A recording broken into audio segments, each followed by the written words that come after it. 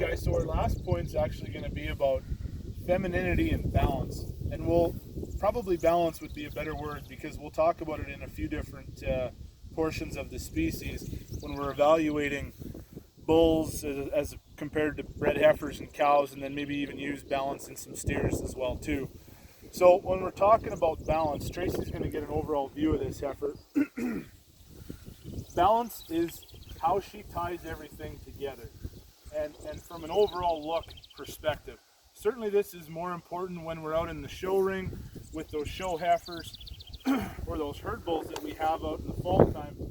But it's imperative too when we're looking and evaluating cattle out in the pasture with mom and dad and grandma and grandpa and brother and sister as well too, that those cattle look like they're putting everything together with ease.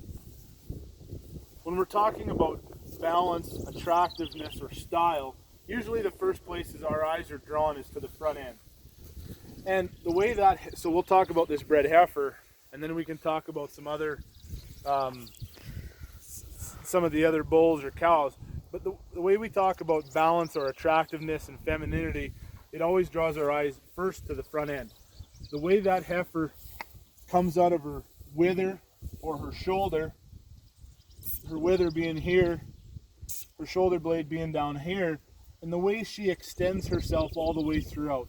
We want her front end to be very elevated, the way her neck ties in from her wither to her shoulder, and we want lots of extensiveness and extension through that portion, both in the top portion of her neck and down from her brisket and her dewlap. We want that heifer to be very, very extended.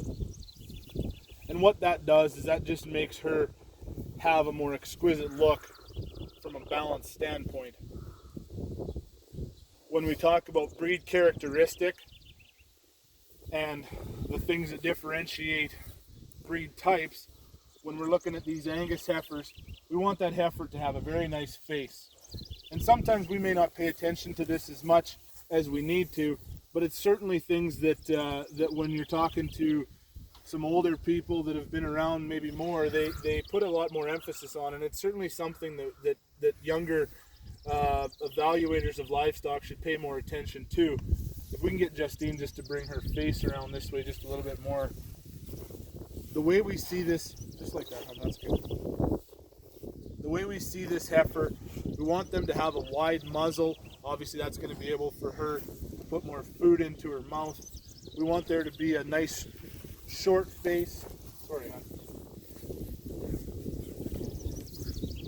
Both my patients are enjoying putting up with me this afternoon in the wind. We want that heifer to have a nice short face, for her to be really wide from her eye to her eye, and what that does is that just means that she's usually more of a broody female anyway. When their head's wider, it obviously means that they're going to have more muscle and dimension as well too. But we just want the whole entire package to be very feminine. When you see a bull, obviously they're going to have a more broader skull and head shape to them, and as long as it's within balance and within perspective, it probably is of adequate shape and form.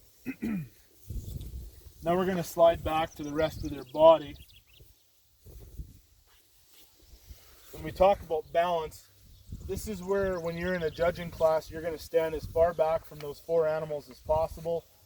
And when you're out in the pasture visiting with mom and dad, you really want to be a long ways back to analyze the balance of this animal. Just like we talked about back in terms of structural correctness, we want that animal to be extremely long-bodied. Beef cattle have 13 ribs, and the spacing between that is what changes to make an animal appear longer-bodied and more extended. So right from the top portion of their shoulder to the very end of their pin set tail head, we want that to be as long as possible. If they're longer bodied, that means they have more capacity, they have more muscle, more rib shape, and all the way throughout, they're going to be cattle that have more capacity and volume. Our animal's just going to come back, and it's going to be the same in the underline too. When we talked about structure, we talked about how smooth they are and parallel in their underline. And we want that exact same thing when we're viewing the balance of this heifer. We'll get her on a profile view here. She's starting to run out of patience a little bit. But the way she ties in from her brisket all the way down through her forerib, her whole entire underline, we want that to be very parallel with that top line. When we get her back in focus and you see that line at the top, we want that line to be parallel with her underline to be parallel with her top line, and that just makes a really balanced, attractive package. Bulls can be more masculine than females, obviously, when we talk, and even steers for that matter too. We're going to talk about the balance and the eye appeal of those show cattle. But all of the species and all of the cattle that we're going to evaluate, we want them to be very deep and parallel. Okay? So compare that top line and bottom line.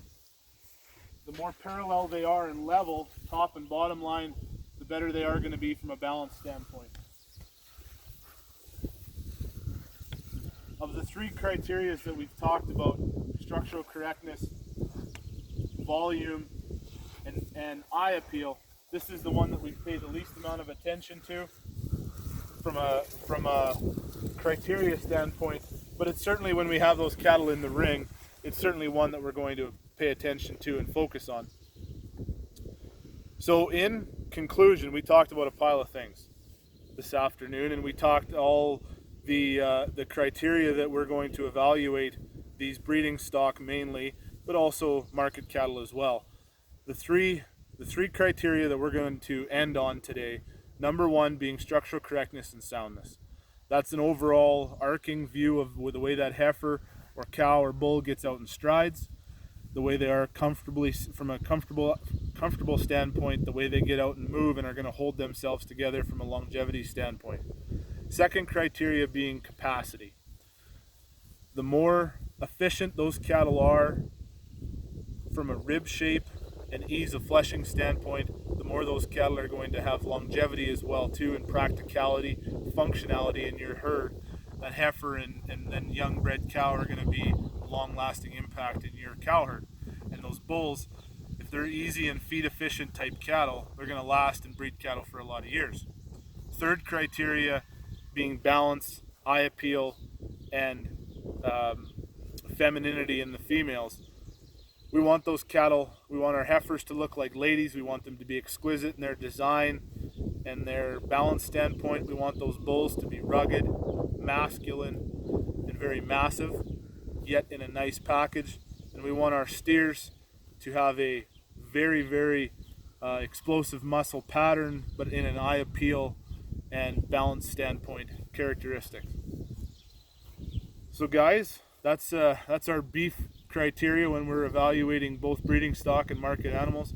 Thank you guys so much for taking the time to watch some of these things this afternoon with Justine and Tracy and I, and we sure appreciate everything that you guys are doing, and we hope that you can learn as much from these little videos as you can. Thank you. Brody, if I could ask you the one best piece of advice you could give our young people in terms of improving their judging skills, would that be centered around practice, practice, practice? Tracy, it's probably fair to say that repetition and practice is exactly what you need.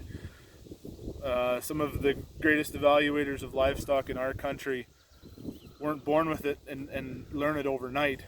We look at a young man in our country like a Lance Leachman, or young evaluators like Tyson Hertz, and then some of the best cattlemen in the country, say people like Dennis Serienko or Rob Hamilton. Those are great cattlemen, but none of them learn to evaluate livestock overnight. Those people look at hundreds and thousands of cattle a day. They look at evaluating their entire cow herd every single day of their lives. So it's something that happens over years and years of practice, and that's an absolute golden ticket to when you're evaluating livestock or judging anything of any kind is practice and repetition. Thank you, Brody and Justine, on behalf of Diamond T Cattle Company. We hope this has been a useful video tool, and we'll look forward to the next iteration of Judging Beef 101. Thank you.